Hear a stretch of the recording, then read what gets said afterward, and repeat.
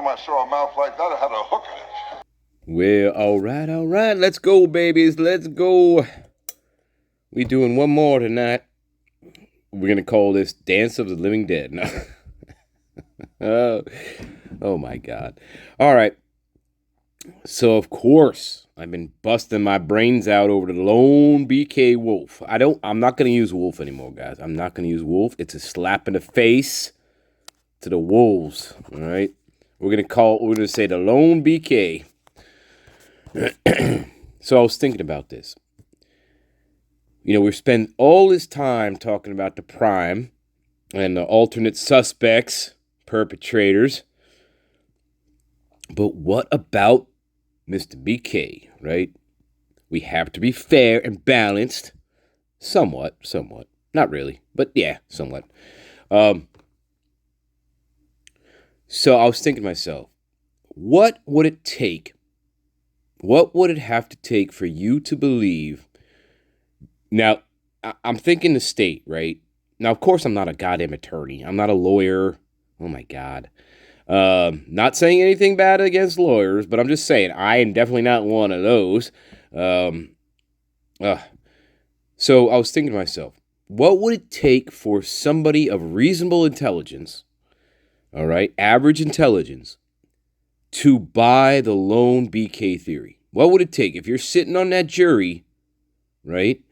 What would it take for you to believe that BK actually, by himself, committed this crime? And so I wanted to get into it. Let's go, baby. Let's go.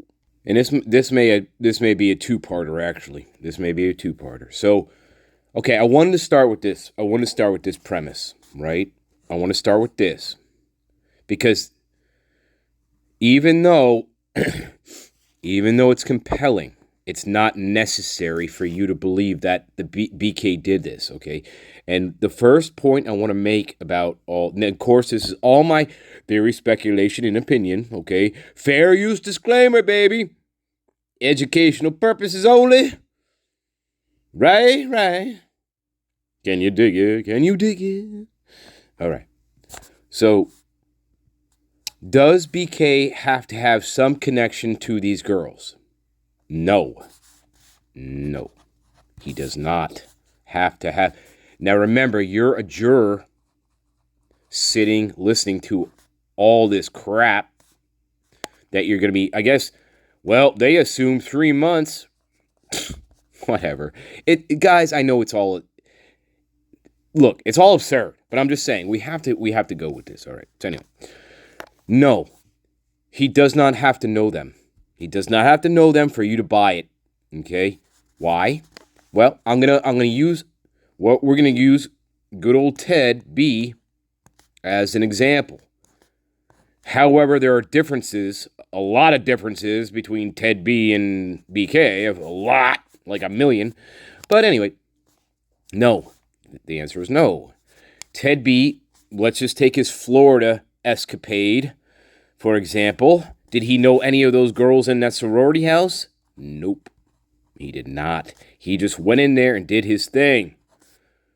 That's what he did. However, the difference between that and this is that Ted B was already captured twice, right? He was already convicted, and he escaped once, got captured again, escaped twice, and then made his way to Florida.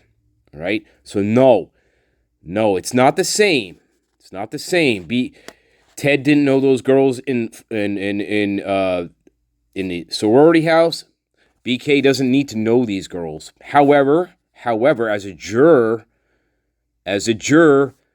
all right, hang on. Let me back up. It's easy to convict Mr. Bundy because of his history and the fact that he was already arrested twice, escaped, was already serving a sentence.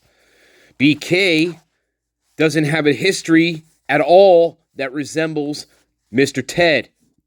All right? So as the state, yeah, you kind of want to show he may have some violent past, which he doesn't.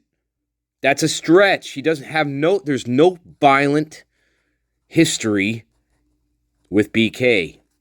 Okay? There's none. There's absolutely no violent history. So that's a hard one. But no, he doesn't necessarily have to know the girls. He doesn't. That's not necessary. It would be lovely if you were the state now. Yes, you would want some sort of thread. Considering he has no violent past. All right? So the first answer is no. There doesn't need to be a connection. But I'll tell you what. If you're trying to convince 12 jurors that this person did it, you want that, but you don't got it. You don't got it. Number two. Now remember what the theme of this is. What is it going to take to convince you as a juror that the lone perpetrator, BK, did this crime? Number two. The next thing you're going to have to buy is the fact that this crime, the 4 unalivings, and the partial cleanup of the crime scene, and seeing a witness to you in the house. Okay, I'm wixing concepts, but okay. Let me keep it simple, stupid. Keep it, hey, right? We're just saying, it's a firehouse, baby. Keep it simple, stupid. No. To the first one. You're also going to have to believe as a juror that this person who has no violent history in his past committed four unalivings and a partial cleanup within a span of 8 to 12 minutes. Can you buy that? That's what you're going to have to buy, because that's what the state has, right? Everything was done within this time frame, right? 8 to 12 minutes. 4 unalivings, victims fighting back, victims with defense wounds.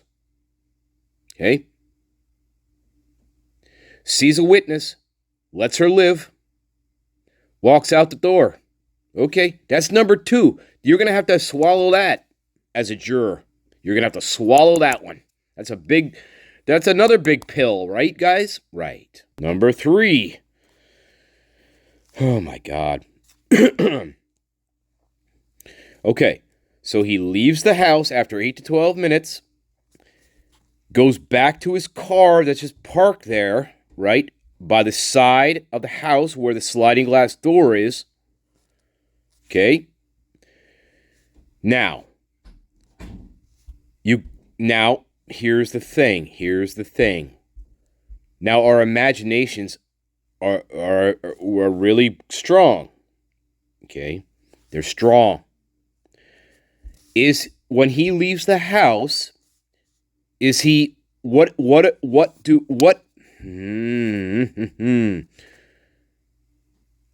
does he are his clothes bloody?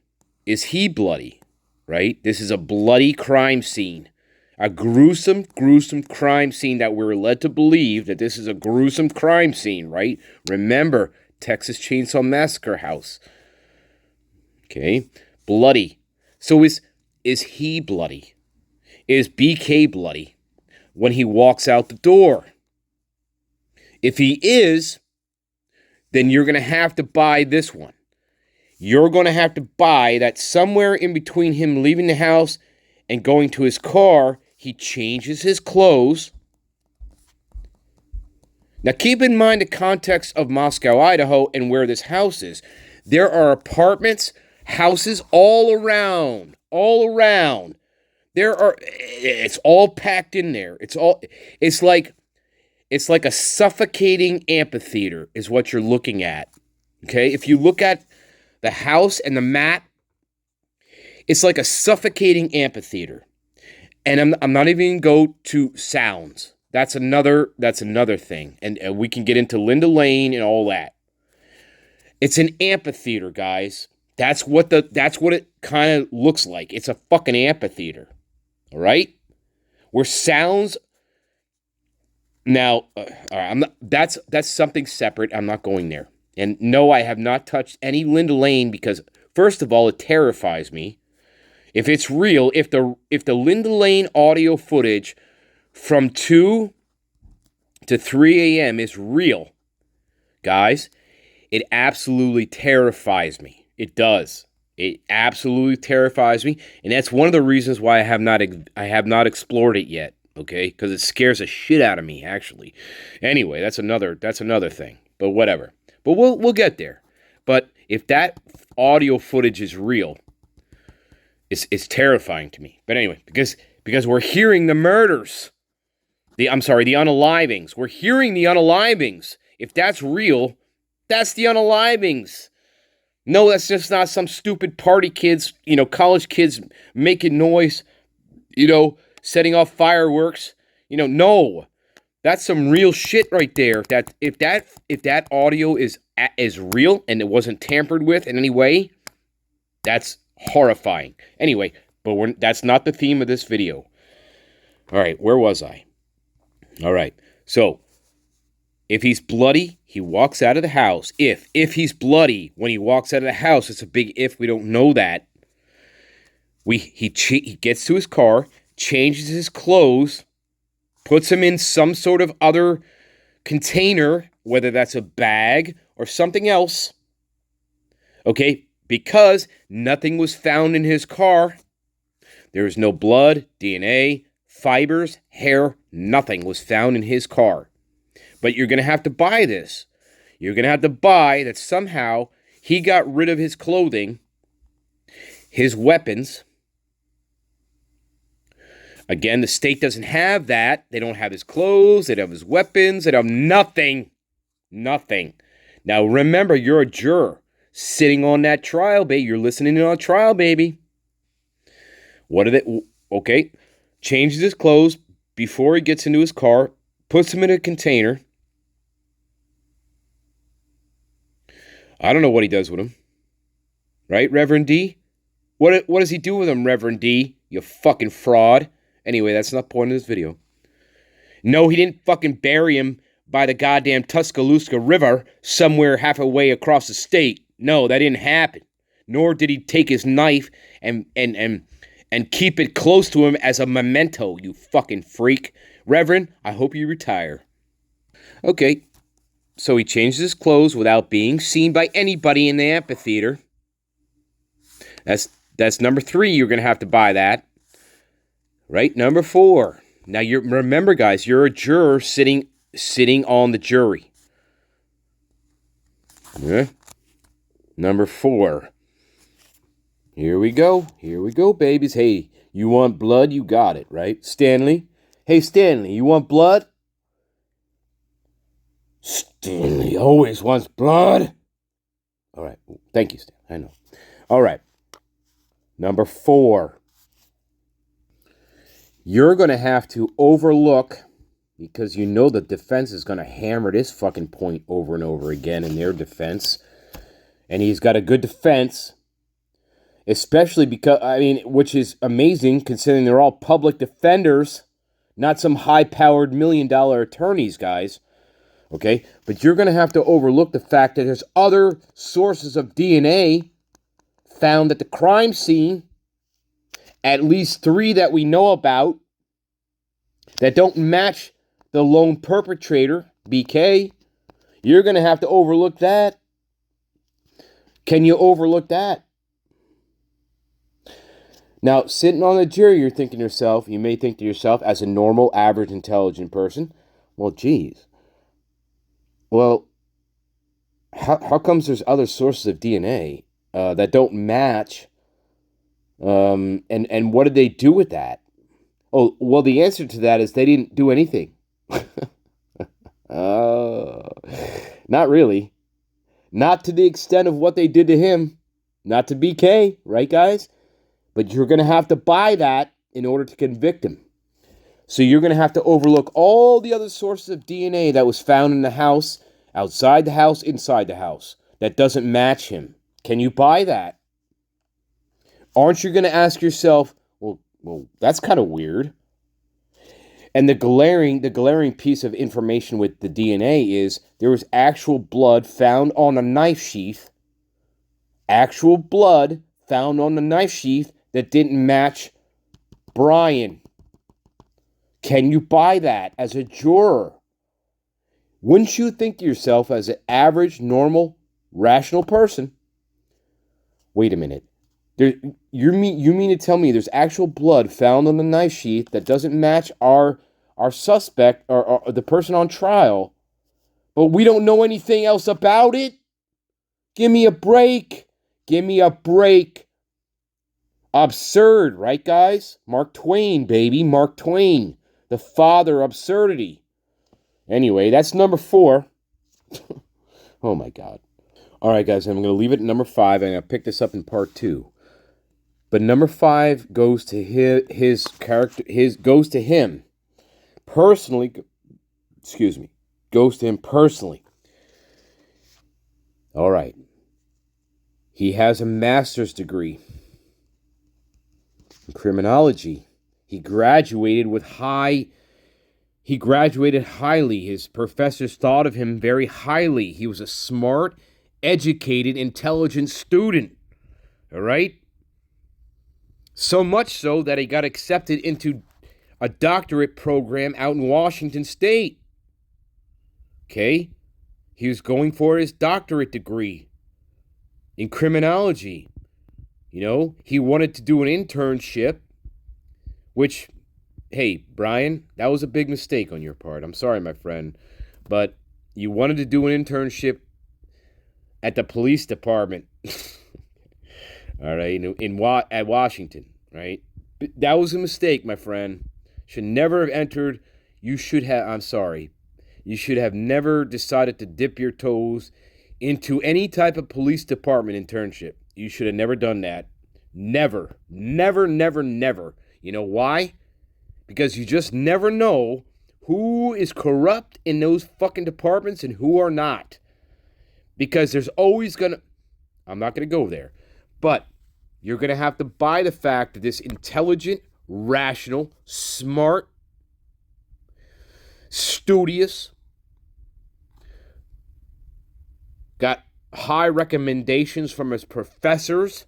Hey, listen, you're not going to get into a PhD program with professors who are talking shit about you, right? That's not going to happen.